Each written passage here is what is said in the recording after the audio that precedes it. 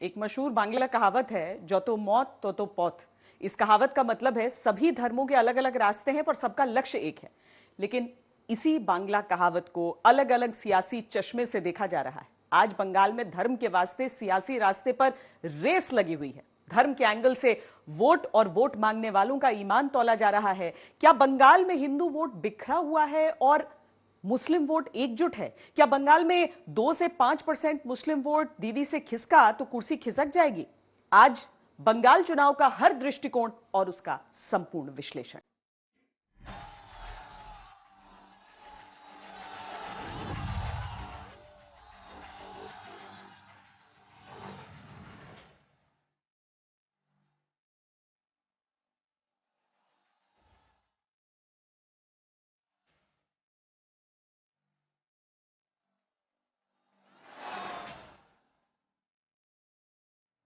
पश्चिम बंगाल की सियासत में इन्हीं 3 पत्ती में विजय दिलाने वाला एक तुरूप का इक्का साबित होगा।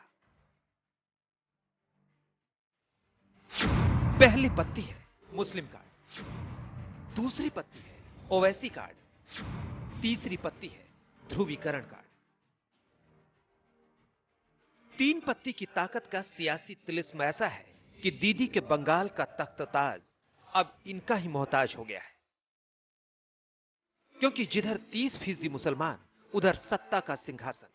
मुसलमान दीदी से रूठा तो बंगाल में कमल खिलेगा, मुसलमान दीदी के साथ खड़ा रहा तो बीजेपी की राह में रोड़े ही रोड़े मिलेंगे।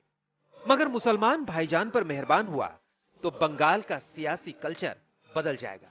सब कुछ तय करेगा बंगाल का धर्म काटा। जो बंगाल में कभी नहीं हुआ वही धर्म वाला प्रयोग शुरू हो गया। मुद्दा और एजेंडा सेट हो गया। पक्ष हो या विपक्ष, धुरी मुस्लिम कार्ड पर घूमती आपको दिखाई देगी। पक्ष में तर्क ये कि मुस्लिम वोटर सत्ता दिलाएंगे, विपक्ष में तर्क ये कि मुस्लिम एकजुट ध्रुवीकरण कराएगी।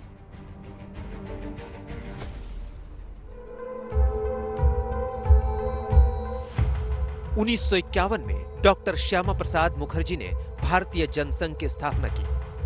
1952 में हुए बंगाल असेंबली इलेक्शन में 9 सीटों पर विजय पाई। 1980 में जनसंघ से बीजेपी का उदय हुआ, लेकिन विधानसभा चुनाव में 1952 जैसी जीत ना तो रिपीट कर सकी, ना ही स्ट्राइक रेट सुधरा और ना ही सक्सेस रेट। लेकिन ममता दीदी के बंगाल में मोदी ने 2019 में अप्रत्याशित बदलाव की एक धारा बहा दी और उसी धारा को रफ्तार देने के लिए भारतीय जनता पार्टी शक्ति प्रदर्शन पर शक्ति प्रदर्शन कर रही है।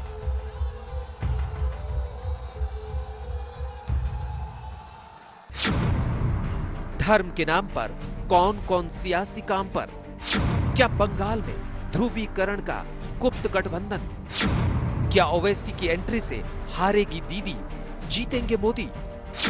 मुसलमान मतदाता के भाग्य विधाता वाला दृष्टिकोण, दीदी या भाईजान, किसके साथ मुसलमान?